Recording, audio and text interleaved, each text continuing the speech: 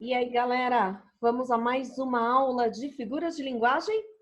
Bem, na nossa última aula, falamos sobre algumas figuras que tinham algo em comum, né? Então, nós falamos a respeito daquelas que lidavam com repetição e falamos também daquelas que lidam com sentidos opostos. Hoje nós vamos falar das figuras que lidam com o som, tá? Então são as figuras sonoras. Nosso objetivo com a aula de hoje é retomar aí o estudo dessas figuras sonoras, principalmente dentro da poesia. Então vamos vincular aí nosso conteúdo com a literatura, tá? E conhecer as 4 figuras sonoras: aliteração, assonância, paronomásia e onomatopeia. Vamos a elas então. Bem, antes de saber a diferença de uma para outra, as características de cada uma delas, é importante entender por que a gente tem aí a sonoridade tão próxima na poesia, tá? E por que, então, esses recursos são tão importantes, principalmente para os poetas e para os músicos.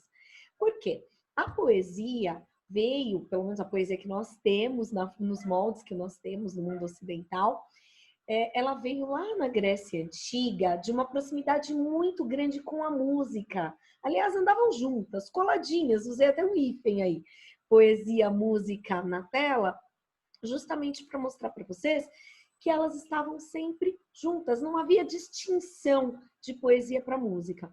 Por quê? Precisamos lembrar de uma coisa, na época, tudo era ligado à oralidade, não tinha-se escrita. Então, como nós não tínhamos a escrita, os poemas eles eram cantados, acompanhados aí da lira ou da flauta. Ah, então se alguém estiver pensando poesia lírica, daí vem o nome, lira, isso mesmo. Então vem da lira, tá? Então a lira era um instrumento musical que acompanhava, né, essas apresentações. Bem, na modernidade, a poesia já se separou da música. Então você fala, mas eu pego lá uma letra de música, é um poema, tem verso, tem rima, tem as estrofes, pois é. Mas nós separamos, né? Então há 2 grupos, a gente fala da letra de música e a gente fala da poesia. Mas a musicalidade continua muito forte, muito presente nos poemas. E aí essas figuras sonoras são recursos riquíssimos para dar essa musicalidade para a poesia, tá bom? Então vamos a elas. A primeira delas, aliteração. Eu coloquei numa ordem, mas tanto faz, tá? Se vocês quiserem trabalhar com uma ordem aí diferente, isso é o de menos. O que é a aliteração? A aliteração é a repetição de sons consonantais, tá? Então nós teremos a repetição de uma consoante muito frequente. Vejam os versos que eu coloquei aqui para vocês do Cruz e Souza.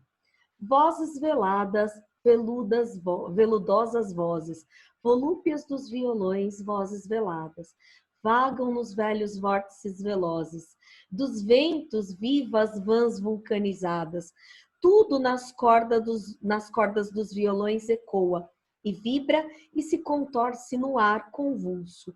Tudo na noite, tudo clama e voa, sob a febril agitação de um pulso. Então, observem esse poema do Cruz e Souza, importante poeta do simbolismo brasileiro, finalzinho do século XIX, início do século XX. Nós observamos já que nessa primeira estrofe, aliás, aqui não é o poema na íntegra, tá, gente? É só um recorte dele. Mas nessa estrofe aqui, primeira que eu li, a gente tem muita repetição do V. A repetição dessa letra V, ela dá musicalidade para esse trecho e, ao mesmo tempo, traz uma ideia aí, como se fosse o som das cordas do violão. Então, essas figuras sonoras, elas têm sempre uma intenção. Não acontece por acontecer, não é uma invenção qualquer, não serve para nada. Ela sempre constrói, ajuda o poeta, ajuda o escritor a construir uma sonoridade que vai ter uma intenção, que tem um objetivo. Então, aqui no caso desses versos do Cruz e Souza, dá essa ideia aí, fazendo referência às cordas do violão, que também começa com a letra V. Olha só. Se você reparar, na estrofe abaixo da imagem, você vai olhar e vai falar, ali eu não estou vendo repetição de consoantes, estou vendo muita repetição de A. Deixei de propósito para a gente falar da próxima figura sonora, que é a assonância, tá? Só um detalhe. Eu peguei aqui, coloquei referência do site, de onde eu tirei, não fui eu que construí essa imagem. Eu ia elaborar uma minha, mas achei que estava tão bonitinho, assim, com a imagem do Cruz e Souza de fundo, que acabei deixando, tá? Mas tá aí a referência. Quem quiser entender um pouquinho mais de literatura, pode consultar esse site também, tá? Bem, a assonância é a repetição de sons vocálicos. Então, ela normalmente caminha junto com a literação. A assonância e a literação caminham juntas. Isso é muito comum. Vocês viram? Vou voltar à tela novamente. Então, aqui, na estrofe de baixo, a gente vê a repetição muito do A, da vogal A, que é a assonância. Gente, nem sei se eu falei errado agora há pouco. Se eu troquei os nomes, perdão se eu tiver trocado. Mas olha só, aqui a gente tem muita repetição do A. No poema que eu trouxe para vocês a seguir, aliás, eu uso esse poema há anos, gente, desde que eu comecei a lecionar há 16 anos, eu uso sempre esse poema quando eu vou falar de assonância e aliteração, que eu adoro. É um poema lindinho do Manuel Bandeira, importante poeta do século XX do Brasil. A onda anda. Aonde anda a onda? A onda ainda a onda. Aonde? Aonde? A onda, a onda. Ai, ele é tão gostosinho de ler, ele é tão bonito esse poema, porque ele traz bem a ideia, ó, vejam, a repetição, a gente tem muito grande aí do A, né? Tem bastante O também, mas principalmente a vogal A.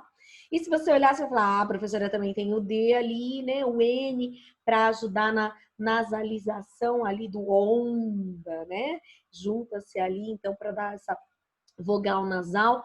Vai falar, gente, tem também sons consonantais ali presente. Pois é, eles caminham sempre juntos, tá? Na maioria dos casos a gente tem isso.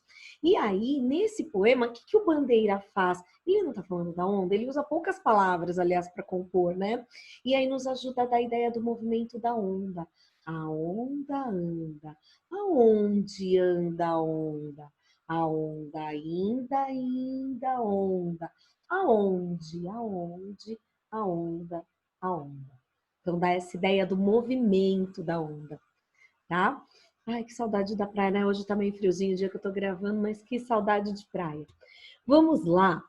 Paronomásia, essa é a próxima figura sonora. Ela já é diferente, porque vai ter repetição sonora também. Você vai falar, podia ligar lá com as outras aulas das repetições, né? Mas aqui a gente está falando de uma repetição de som.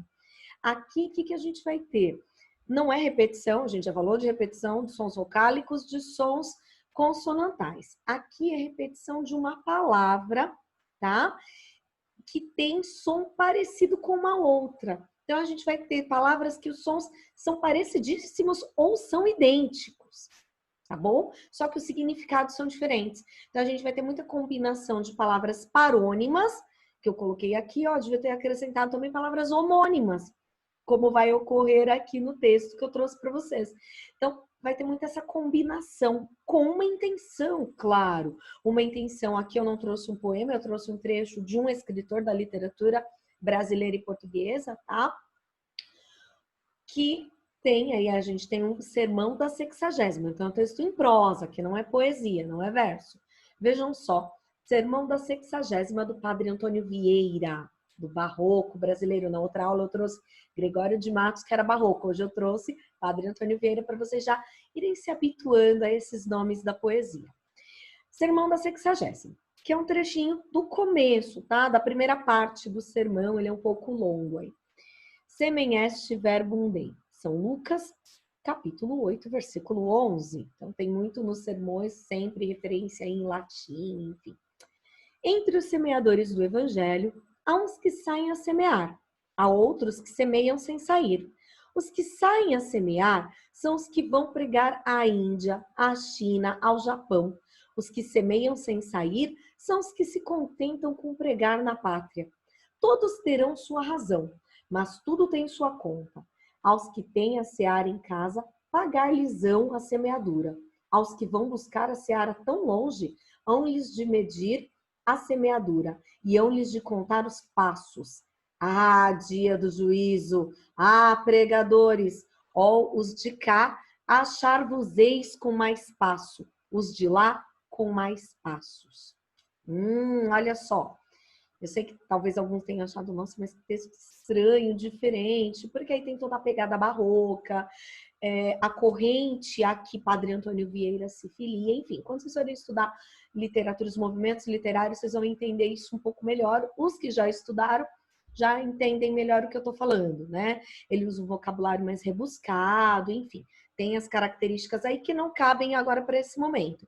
Nosso interesse aqui é identificar a paronomásia, que eu já deixei marcado para vocês aqui embaixo. Vejam, ele usa passo e passos.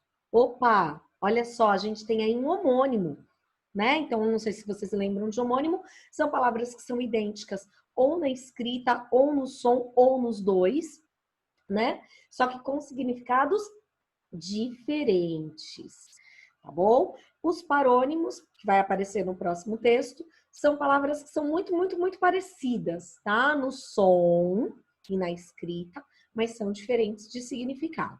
Então, aqui quando ele fala, os de cá achar-vos-eis com mais passo, os de lá com mais passos. Vejam, ele usa a palavra passos aqui com 2 S's, que é de dar passos mesmo, e aqui ele usa com cedilha, que é em outro sentido.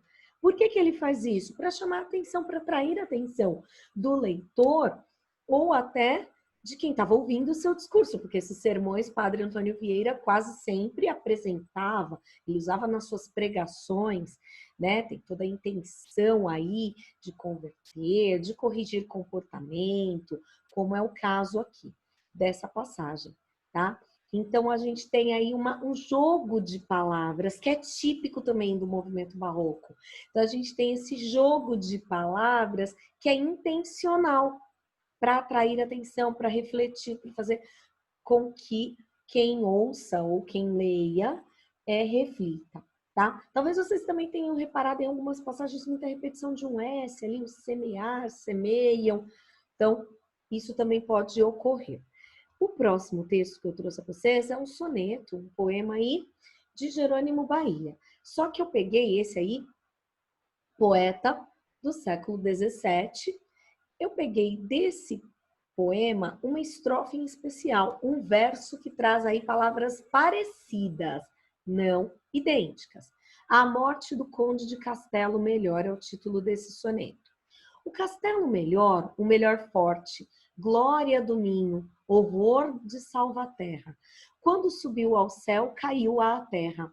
Cato, ai, triste caso, ai, dura sorte, da maior fortaleza de Mavorte. Um jaspe só toda a ruína encerra. O tempo fez o que não fez a guerra. O que não pôde Marte, pôde a morte. Fosso lhe deu, serviu-lhe de estaca. Pio o galego, castelhando o exangue, com cadáveres um, outro com sangue. E fora extinta, e fora aniquilada, a ter mais duração ou mais estrela, deste castelo, só toda castela.